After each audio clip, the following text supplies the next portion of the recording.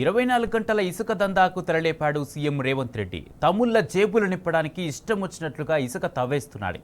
24 గంటల ఇసుక మైనింగ్ కోసం ఆఖరికి రూల్స్ కూడా మార్చేశాడు రేవంత్. 832 కోట్ల విలువైన ఇసుక కొల్లగొట్టడమే లక్ష్యంగా వందలాది లారీలను రంగంలోకి దింపాడు. కాళేశ్వరం ప్రాజెక్టు నుంచి ఇష్టారీతిన ఇసుక తవ్వుకుపోతున్నారు. దారి పొడవునా లారీలు బారులు తీరాయి.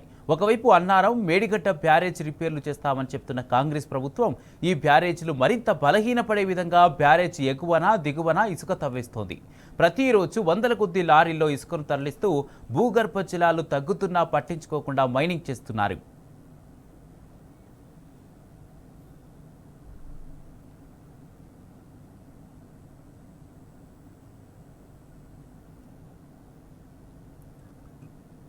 ఇరవై 24 గంటల పాటు ఇసుక మైనింగ్ నడపాల్సిందేనంటూ హుకుం జారీ చేశాడట సీఎం రేవంత్.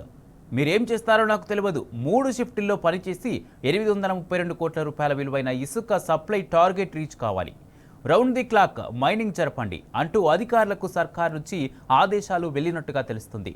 కేంద్ర ప్రభుత్వ నిబంధనలు ఉల్లంఘిస్తూ 24 గంటల పాటు ఇసుక సరఫరా చేయాలని అధికారులకు స్పష్టమైన ఉత్తర్వులు జారీ అయ్యాయి. దాంతో మంచిర్యాల జిల్లా చెన్నూరు దగ్గర ఇసుక కోసం కిలోమీటర్ల మేర నిలిచిన లారీలు నిలిచిపోయాయి.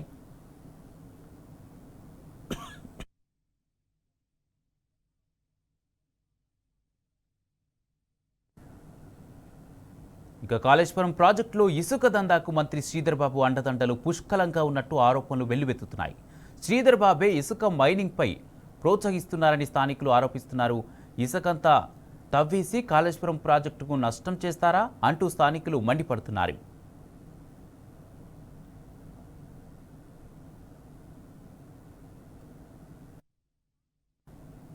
రేవంత్ సర్కారు ఇసుక దందాపై బీఆర్ఎస్ నేత క్రిషాంక్ ఫైర్ అయ్యారు. 24 గంటల ఇసుక దందాకు రేవంత్ తెరతీశాడని మండిపడ్డారు.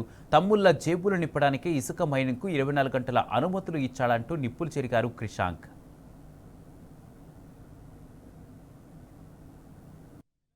రాష్ట్రంలో మొట్టమొదటిసారిగా ఈ దేశంలో ఎక్కడా లేనటువంటి కేవలం తెలంగాణలో కాంగ్రెస్ ప్రభుత్వం కేంద్ర ప్రభుత్వ పర్యావరణ నిబంధనలకు వ్యతిరేకంగా 24 గంటల ఇసుక మైనింగ్ మొదలు పెట్టబోతున్నది. తమ్ముళ్లకు ఖజానా నిండాలి కాబట్టి 24 గంటల ఇసుక మైనింగ్ అది మేంగా చెప్పేది. వాళ్ళ కార్పొరేషనే ఇవాళ అందరి అధికారులకు ఇప్పటి నుంచి staff shall work in 3 shifts. ఉదయం 7 నుంచి 3 గంటలకు మధ్యాహ్నం వరకు, మధ్యాహ్నం 3 నుంచి 11 వరకు రాత్రి, మళ్ళా రాత్రి 11 నుంచి ఉదయం 7 వరకు. కేంద్ర ప్రభుత్వ పర్యావరణ నిబంధనల ప్రకారం ఏ రాష్ట్రంలోనైనా పేజ్ నంబర్ 3లో చాలా స్పష్టంగా restricted working hours sand mining operation has to be carried out between 6 AM to 7 PM. కేవలం ఉదయం 6 నుంచి సాయంత్రం 7 వరకు. తెలంగాణలో అయితే 6 గంటల వరకే స్టాక్ యార్డ్ బంద్. ఎంత క్వాంటిటీ మిగిలింది, ఎంత క్వాంటిటీ తీసుకున్నారు, ఇవాళ వచ్చిన ఆదాయం ఏంటిది అనేది లెక్కలు వచ్చేస్తాయి. 6 గంటలకు తెలంగాణ రాష్ట్రంలో స్టాక్ యార్డ్ బంద్ చేస్తారు. కేంద్ర ప్రభుత్వ నిబంధనల ప్రకారం, పర్యావరణ నిబంధనల ప్రకారం 7 గంటలకు ఇసుక మైనింగ్ ఆపేయాలి. కానీ 24 గంటల ఇసుక మైనింగ్ తమ్ముళ్లకు నడుస్తూనే ఉండాలి. నాన్ స్టాప్ జేబులు నిండుతూనే ఉండాలి, ఇసుక కొడుతూనే ఉండాలి ఊర్లలోకి వెళ్ళి. ఎందుకు 24 గంటలు ఉండదంటే ఈ మూర్ఖపు రేవంత్ రెడ్డి ప్రభుత్వానికి సోయి కూడా లేదు.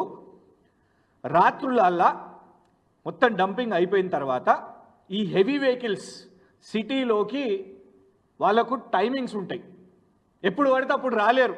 రాత్రి మొత్తం లోడింగ్ 6 o'clockకి లోడింగ్ అవన్నీ కంప్లీట్ చేసుకొని లోడింగ్ అయిపోయిన తర్వాత రాత్రి మీరు గమనిస్తే ఇసుక లారీలు రవాణా అవుతాయి.